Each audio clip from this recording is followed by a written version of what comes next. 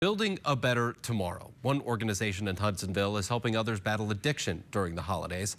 News 8's Katani Gooch spoke with the directors and joins us live now in studio with what they see during this time of year. Katani. Duncan, for many, this season is the most wonderful time of the year, but for others, it can actually be the most difficult time. The directors I spoke with told me people who struggle with addiction often find the last two holidays of the year to be some of the most stressful. This time of year is very tough. During a time that's typically filled with joy and cheer, some people only see triggers.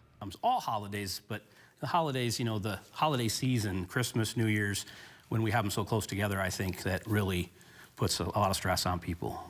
And for those who struggle with addiction, that stress could send them down a dangerous path. And sometimes the holidays, people coming together, the dynamic of families, relationships that have been, hurt and harmed from addiction, sometimes can be a time of where just coming together, the thought of it can bring that anxiety and the guilt and those things back up, which oftentimes lead us back to what got us in that situation in the first place. RU Recovery Ministries has been around since the mid-90s. Growing throughout the decades, they now have found a home in West Michigan. The Lord led us to start one about 8 years ago at the church we were attending then. This husband and wife created chapters in West Michigan after addiction impacted their own lives. What led us to the program is Becky's brother. I think of it as it can be like being thrown down a flight of stairs, walking back up and thrown down again as being a family member, because it's so frustrating.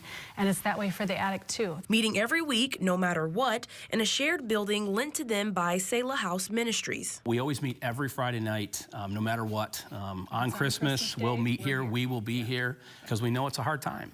Rebecca, who leads the women's group, told me about the struggles other family members deal with when addiction is in the family. For me, growing up, that was the day where I knew my family members would be drunk or they would be intoxicated, and then I was anxious. Her and her husband say other than attending a meeting, there are steps family and friends can take to alleviate the stress for both parties. And sometimes we have to deny those things that we want to do in order to help others. And one of those could be like what you talked about with maybe not having alcohol at that gathering if someone there has a struggle with that. Another group leader, Joe Schaefer, says his personal battle with alcohol led him to help others. It was hard when I quit drinking 18 years ago.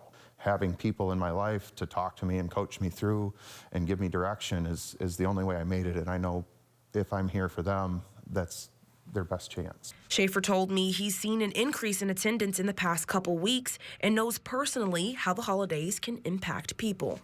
We're not built to do this on our own. We're not strong enough. I know I wasn't.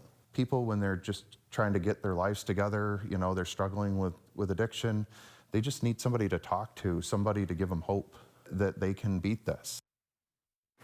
The directors told me the best thing a family member can do for someone who is struggling is not just give them resources or information, but to actually attend a meeting with them for support. And RU has meetings every Friday at 7 p.m. at the Sanctuary Place. Duncan.